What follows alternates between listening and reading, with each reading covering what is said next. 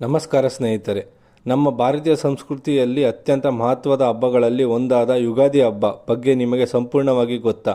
ಯುಗಾದಿ ಅಂದರೆ ಕೇವಲ ಹೊಸ ವರ್ಷ ಅಲ್ಲ, ಇದರ ಹಿಂದೆ ಇದೇ ಪೌರಾಣಿಕ ಇತಿಹಾಸ, ವೈಜ್ಞಾನಿಕ ಅರ್ಥ ಮತ್ತು ಜೀವನಕ್ಕೆ ತುಂಬ ದೊಡ್ಡ ಸಂದೇಶ. ಹಾಗಾದರೆ ಯಾಕೆ ಯುಗಾದಿ ಆಚರಿಸುತ್ತೇವೆ?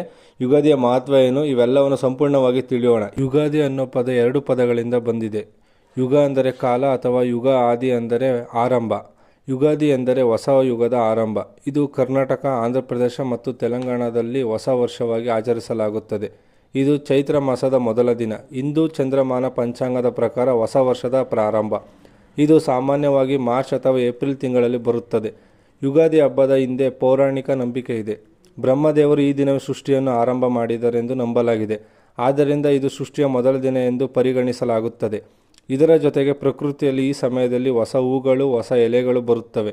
ಇದು ವಸಂತ ಋತು, ಹೊಸ ಜೀವನದ ಸಂಕೇತ. ಹೀಗಾಗಿ ಯುಗಾದಿ ಎಂದರೆ ಹೊಸ ಆರಂಭ, ಹೊಸ ಭರವಸೆ ಮತ್ತು ಹೊಸ ಜೀವನ.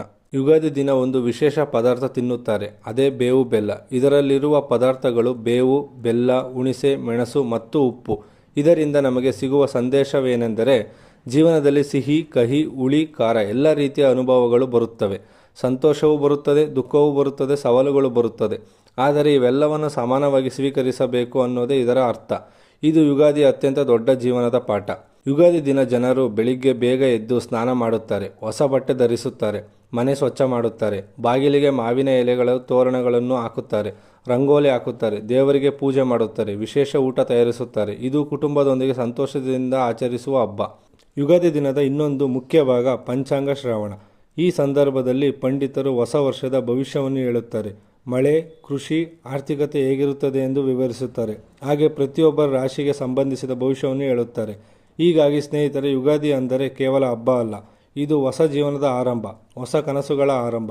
ಈ ಯುಗಾದಿ ನಿಮ್ಮ ಜೀವನಕ್ಕೆ ಸಂತೋಷ, ಯಶಸ್ಸು ಮತ್ತು ಸಮೃದ್ಧಿ ತರಲಿ.